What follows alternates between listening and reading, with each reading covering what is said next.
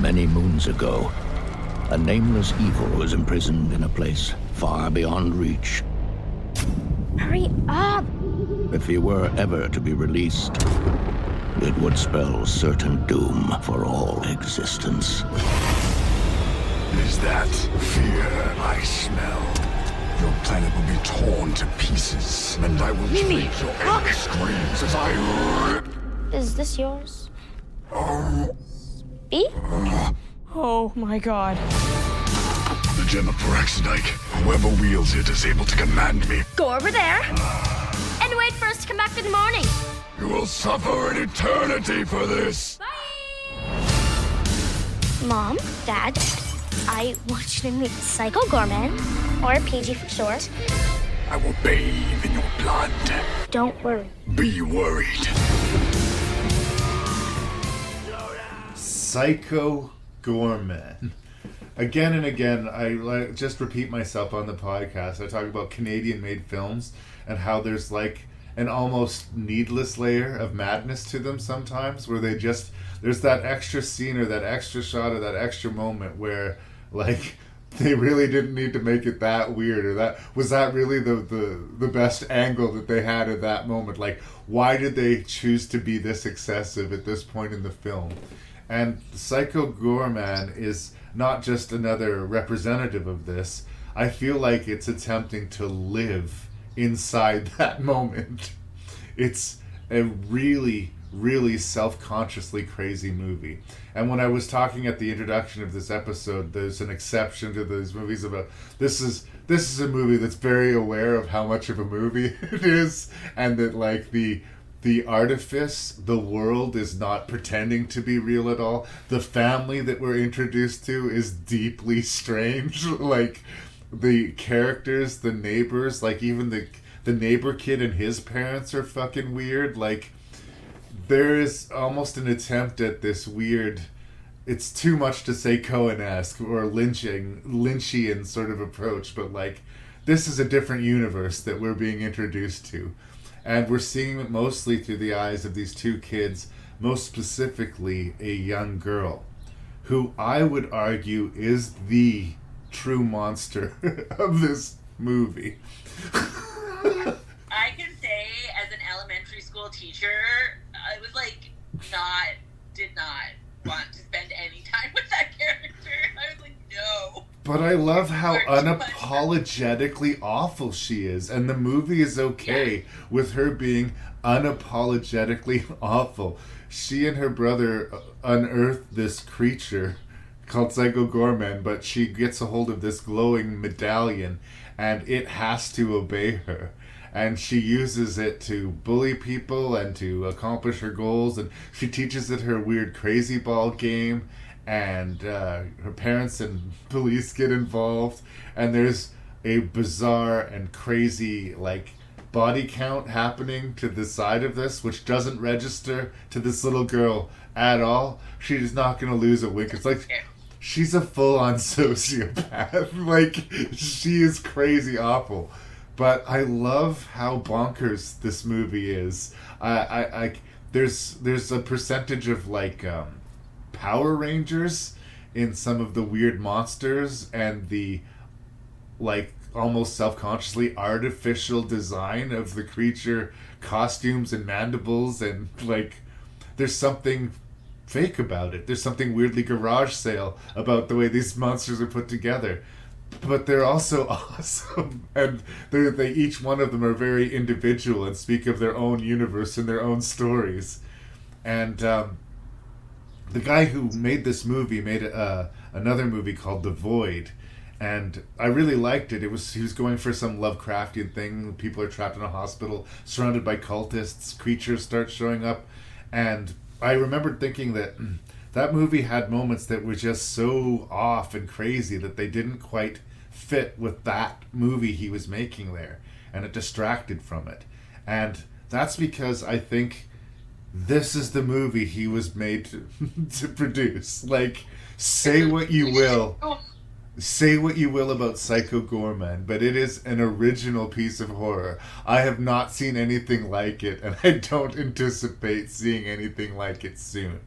it might be too weird for some people. It might end up in that John dies in the end, or Rubber, or like weird art fuck horror movie that's just like too strange to be consumed by mass audiences. But I have to say, I know this was your consolation prize because we wanted to watch a different movie, and this was our last minute substitute.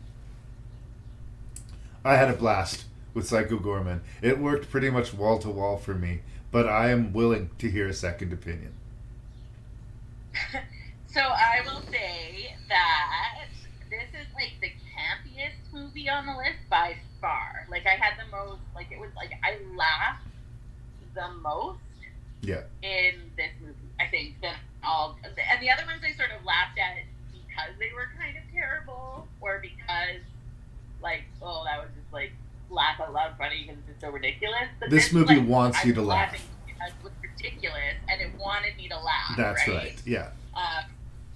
The siblings, I really appreciated that they were like sort of the archetype, like sociopath and like moral compass. Like, the brother is like the good, you know, and they sort of put those two. But like, just like, I felt that this movie, even though it is a monster movie, like there was something different about this movie that maybe didn't fit the list for me for some reason, or so I was coming at it from like a different perspective. And I think if we would have watched this on a different list, I might have had, like, in a different context, I might have, I don't know, maybe it was because of the disappointment of not being able to watch Pig Hunt. Could be that, but like, I wasn't as invested in this one as maybe I wanted to be. All right, your arms were folded. You're like, I'll watch stupid Psycho Goreman. Well, yes. I can appreciate how you don't necessarily want to fight this movie at all. Like, this is a movie that just asks you to go with it. And if you're not, that could be some hard ground to cover. But yeah, no, it was fun. And like you said, like, the parents, the whole like suburbia community, the little girl with her medallion, and just, yeah, she was just like the monster himself, like Psycho Goreman himself, and as he progresses throughout the movie, he just gets so weird. He looks like a living Masters of the Universe figure, like a villain from Skeletor or Snake Mountain or something like this. And he's really frustrated that he has to do the bidding of this little girl because he spent generations bringing pain and wrath in the world. And I like that the movie never compromises on that's what Psycho Goreman's about. Like, if he had his way, he would kill the universe. That's what he wants to do. And while he's playing these bullshit games with this little sociopath, you know, this is being prevented. And all these alien interests, upon finding he's awoken, come to Earth to try and hunt him down. And it's really weird how the parents react to it. Both of the parents are both strangely likable at times and yet detestable at times too. The mom seems to love her kids, but she's impossibly strict, and she really throws in with these aliens quite quickly and gets quite violent about like getting her way. But the dad is like pathologically lazy and like he makes supper once and wants a ribbon for it, and he destroys the microwave in the process. And he's got a bunch of strange lines where, like, am I supposed to think he's redeemed as a dad at the end of the day? Like, is this little girl crazy because of her parents, or are her parents crazy because of this little girl? Like, I mean, they're gonna need to put a lot of money in the therapy fund, let's just say that.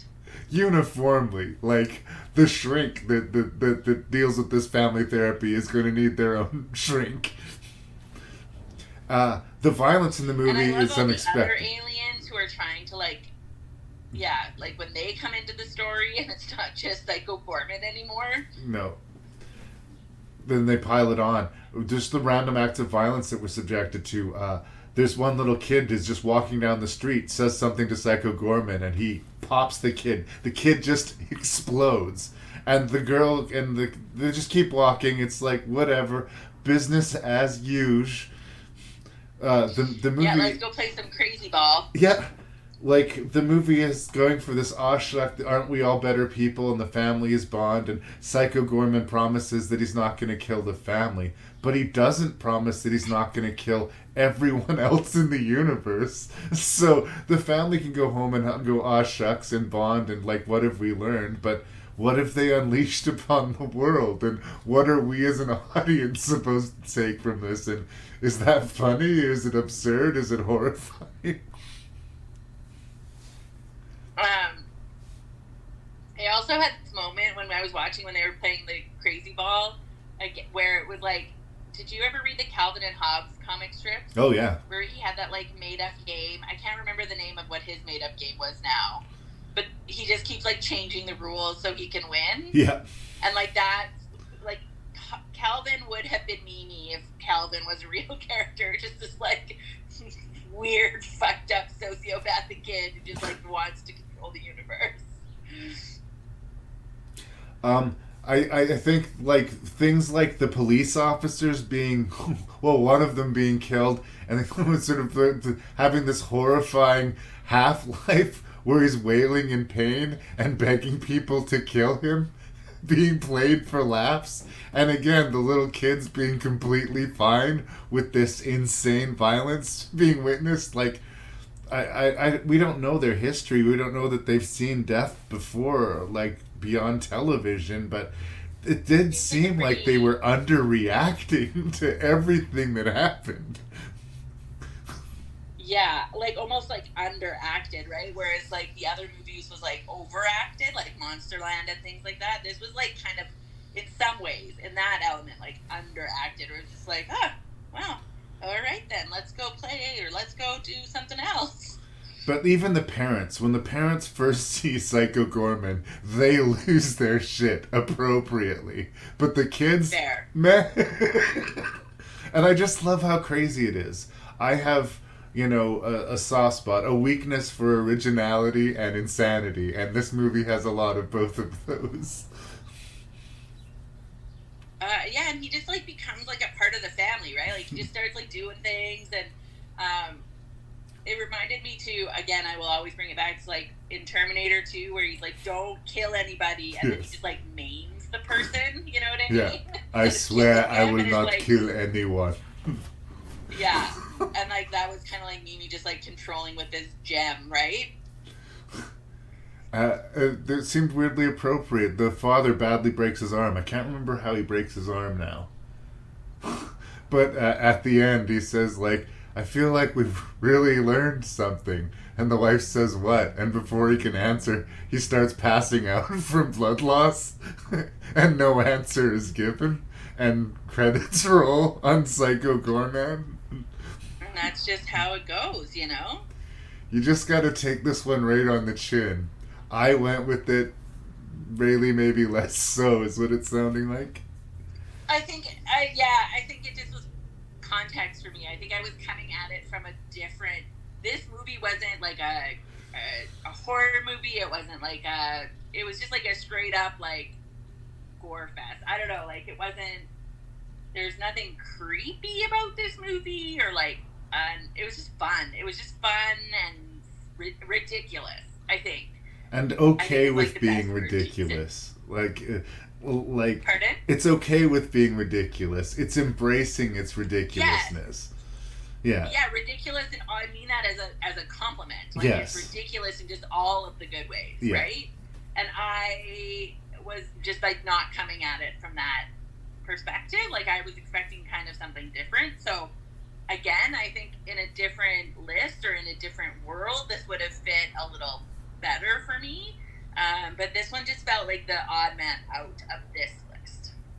I still enjoyed it, though. Yeah. Again, don't know who I'd recommend it to other than, like, present company, other co-hosts of your guests of your show. But the little girl has her crush turned into a giant brain with eyeballs. And the movie closes with the giant brain with eyeballs having supper with his parents and them having idle chatter. And credits roll. And I just shook my head and I'm just like, what was this movie? I don't know if I have an answer, but I liked it. So yeah, it was fun. Good enough? Yeah.